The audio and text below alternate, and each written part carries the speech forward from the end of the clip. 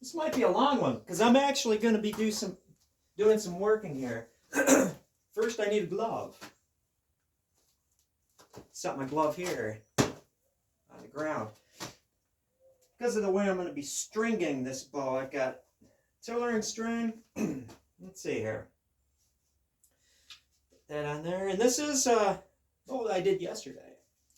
Fire hardened.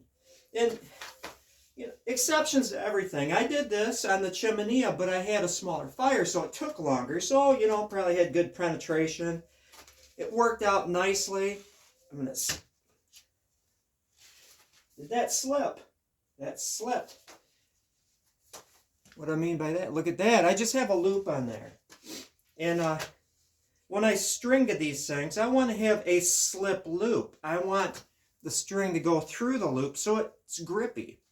It doesn't make stringing and unstringing hard because I've got pin knocks. I can just slide them right off the end. I like the grippies.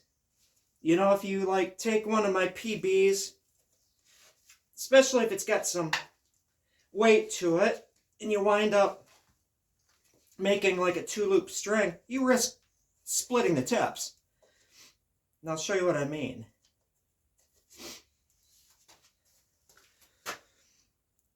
It's gripping. And then I just pop it off the top and, you know, just retie it. I choose to retie it every time. And I'm looking at it. I'm going to flex it a few times. And this is definitely a stiffer limb.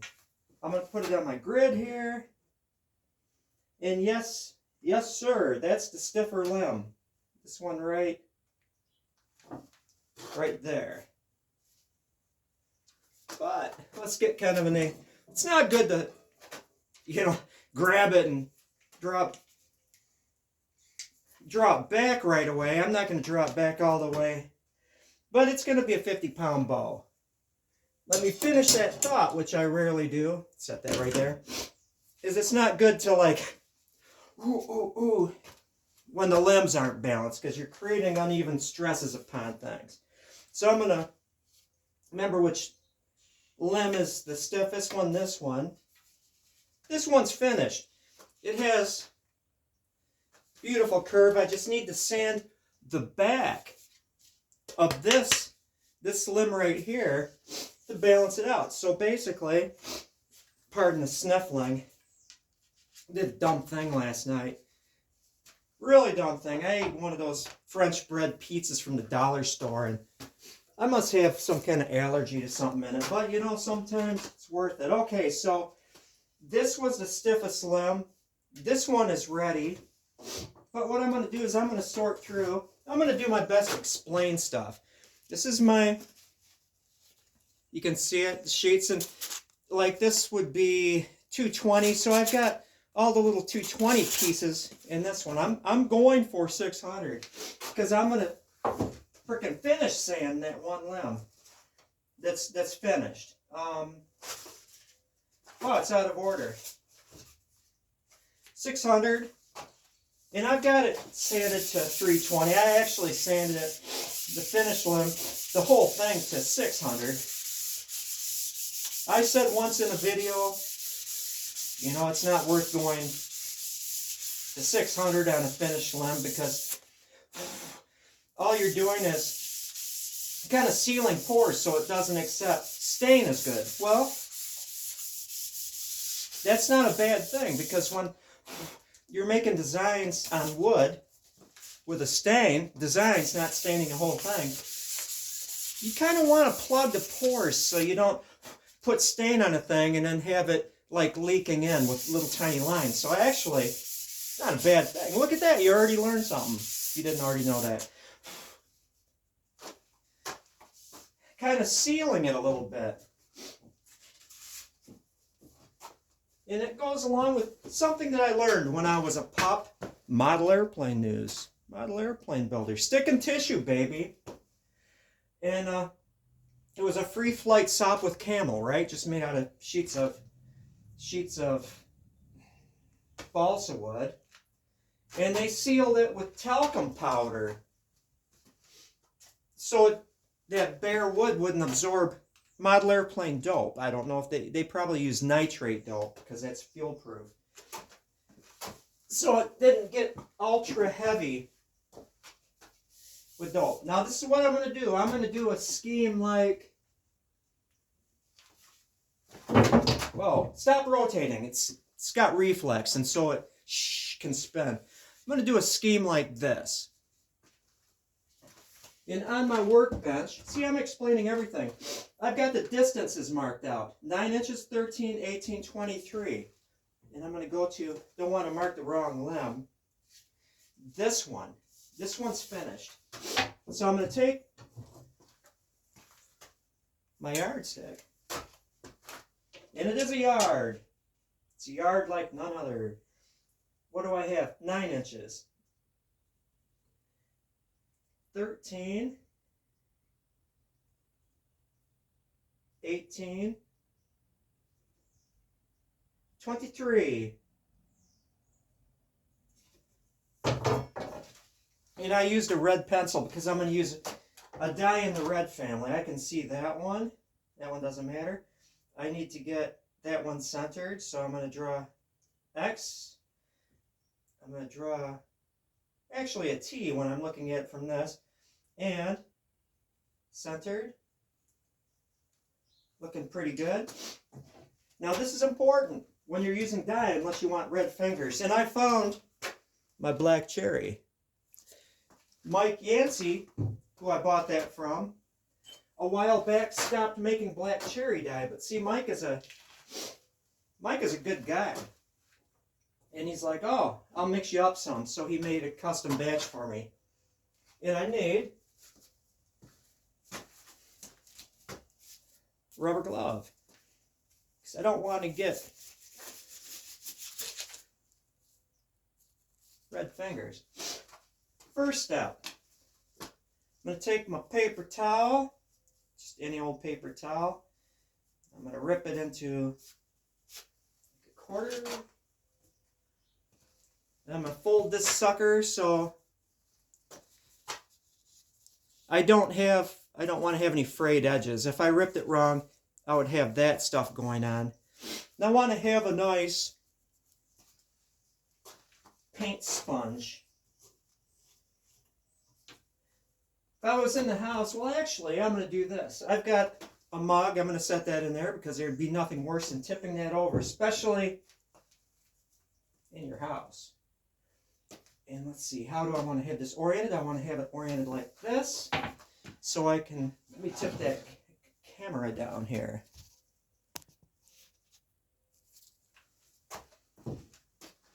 So I can do this thing. And see, kind of this motion, and work it right to that line, and then bring it up. What do we need now? We need some dye. Dye! Dye! Can you see? Yeah, you can.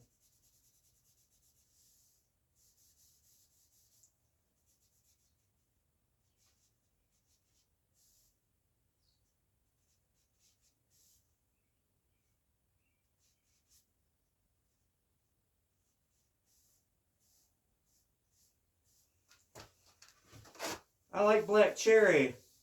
Cannot lie. For the one reason that it's dark.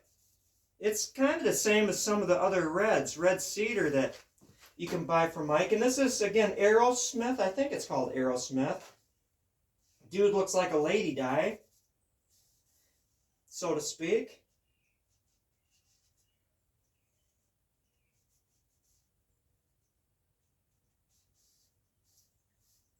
It's weird. I cannot get a straight line. It kind of goes in right there. There we go. Looking more or less straight. Give a couple coats because the more dye you put on, the darker it is. Set that right there. See that? Even when I hit it with, where is it? Old English. This will give the oak a good oakiness. Old English. for dark woods. Dark woods. So I've got that. I've got that set. Next up, the spots. And for the spots, the heck. For the spots, I'll use one of these things. I'm going to tighten it up. Now this is a trick. Right here. I'll let it dry a little bit. Just a little bit. And what I can do is I'm going to take that and just put a dot. And why I do this, just the dots, is I can see, yeah, those are centered. And then what I do is I'm going to stabilize the tip on the bench. And I approach the spots a little bit at a time. They are definitely not to their final size here.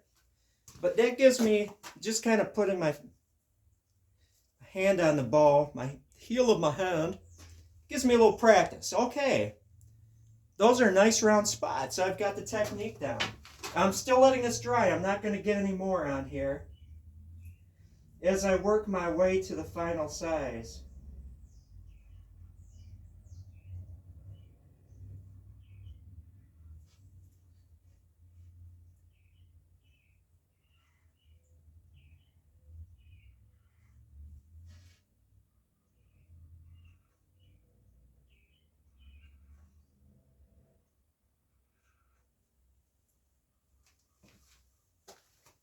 There we go.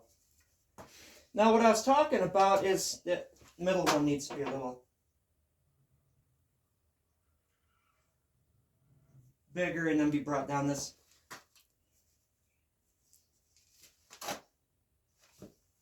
Nice. And that last one is slightly smaller, but the limb isn't. The limb isn't as wide where that small one is. And that was it. See, that's why I was like, okay, my friends, I can sell like just a finished tillered bow. This is a bow, right? With no dye, no nothing on it, no grease. In this pattern for the same price as just the unfinished one. And again, the unfinished one doesn't require any woodwork. It would be completely finished, sanded, tillered, everything, ready to go. Just would need some kind of finish on it. And on these unbacked bows, I'm going to put my glove back. That way I can find it again. On these unbacked bows, I like grease finish. I don't use Helmsman spar urethane. I don't use a plastic finish on an unbacked bow simply because that grease helps keep it limber and you don't have the benefit of rawhide. I wouldn't send you back one of these times. You have the benefit of rawhide to keep it from breaking. The grease is actually a functional component in this. You know, I read in, what was the name of that? Outdoor Survival Skills by Larry G. Olson? Larry Olson. He said, friend of his, they were on a trekking trip in Utah, made a bow, and before he used it, they would even use mouse grease on that bow before they used it. And then one of his friends found like this deceased deer laying there. I think it was a deer that was rotten and stinky, but they still used the grease from that stinky deer just because of the importance of greasing a bow. Vegetable oil, whatever you want to use. Some kind of an oil to keep it limber. Now, you might say that, kind of jumped the gun. I can't do this side because I need to keep sanding the back. See, I don't want to sand on this surface. I want to keep this even because of the fire hardening, right? So I'm going to tiller it from the back. Now, our friend Chuck was asking, when you round the back, you have to make sure the grain lines, you know, are perfect. Or can you skip growth rings? If you look at this closely, this would not be considered. Most people would say, oh, this is a throwaway bow because you've got the ring violation right there, and you've got another one right here. Well, this is a 50-pound bow, 2.5 inches wide, very thin. It's less of a concern for me with just a 50-pound paddle bow, you know, with violated growth rings because of the design. You have a bow that's narrower, right? Which means it'll be thicker, which means there's more movement in tension and compression with that thicker, narrower bow. Think of it this way, 50-pound bow, right? If you made a bow that was half the width of the widest portion of the slim, and if there's pinched out growth rings or violated growth rings through here, you know, you're looking at 225-pound bows. And this is the thinnest portion. I mentioned the taper of these things. This bow, to get a nice even bend, actually is the thinnest right here. It gets thinner, and then it gets thicker. So, yeah, literally, this bow with this nice even bend literally has a thicker section here than it does here because of the shape. Designed in a way to reduce forces. And right here, this is like two 1.25 inch wide 25-pound bows. 25 pound is not that much, right? And so I can get away with violated growth rings on this. Kind of a tricky situation. But that's really about it. Now, part 2. Bidding on a stump grinder. So there I was, in my driveway working on a bow.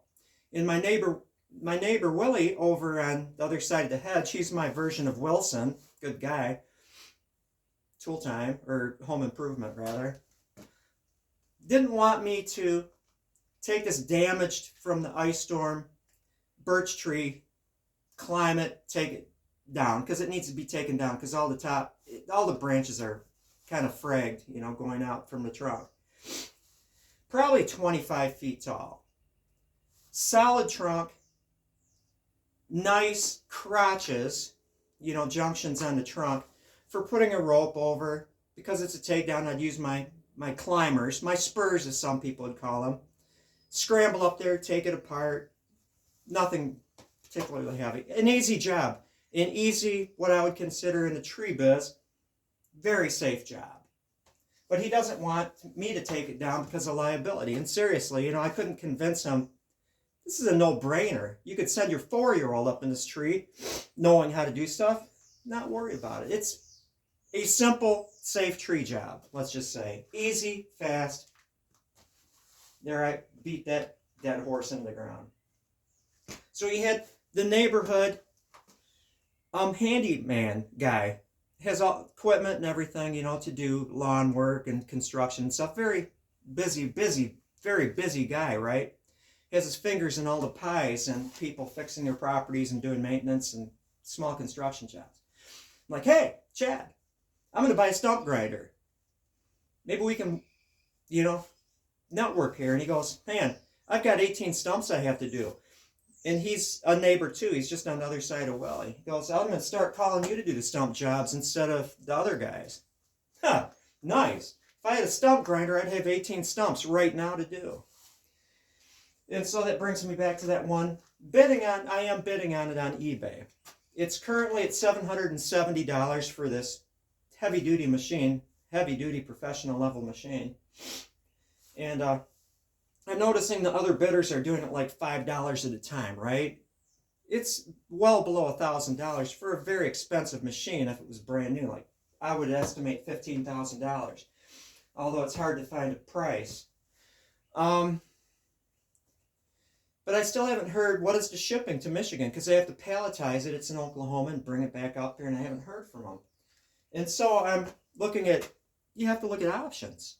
And I have no idea how high this thing is going to go. And again, it's used. It was a former rental thing, so who knows how long it's going to last. So looking through eBay, and there's another one, Mechmax. It's a Chinese thing.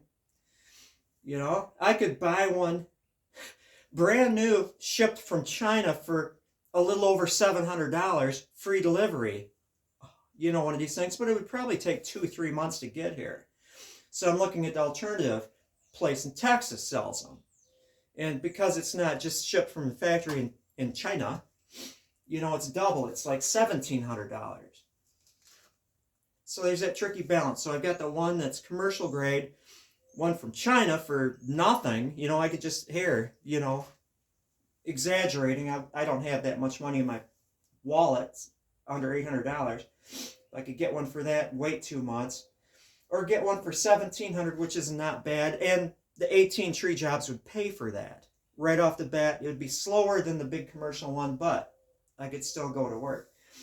And so I've set in my mind what I want to bid up on that commercial one without knowing what the shipping is.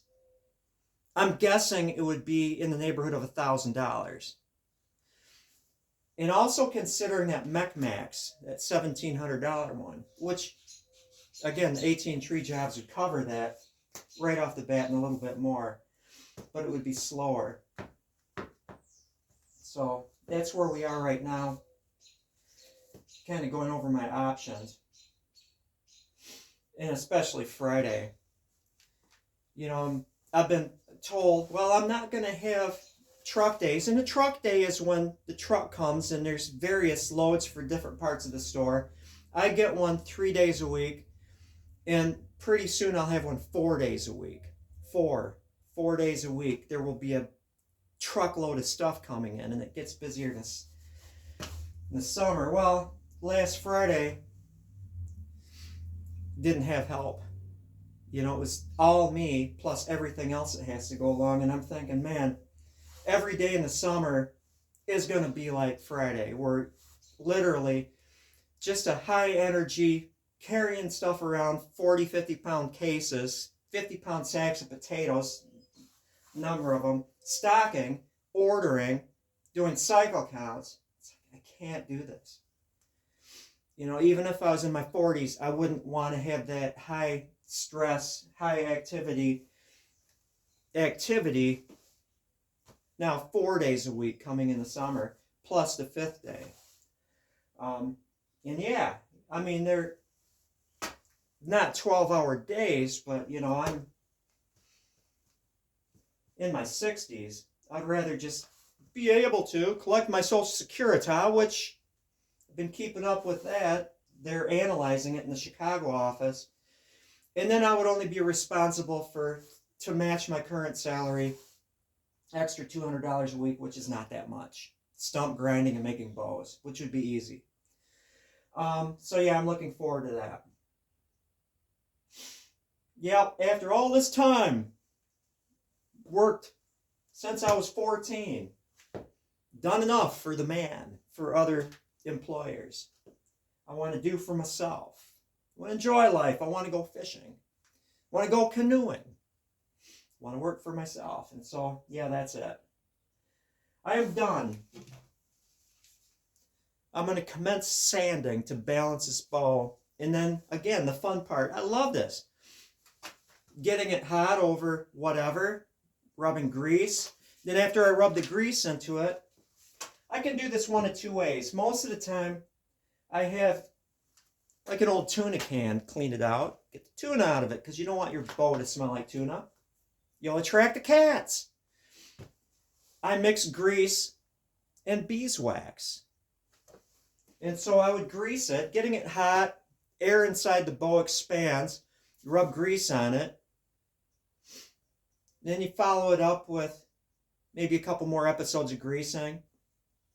Every time the air inside the bow cools, and red oak is ring porous, which means it will suck up the grease nicely. When the air contracts, it sucks the grease into the bow, gets it in there deep. Plus, it'll soak in through the end grain, the tubes of the wood. Then I follow that up with the grease and beeswax mixture, and then I might get it hot again and just take like a crayon of beeswax and rub it into it and let it cool and then wipe it off. And it's a pretty nice finish. It can stand up to some moisture. It could stand up some rain. Yeah. Now I'm done talking. Thank you for listening.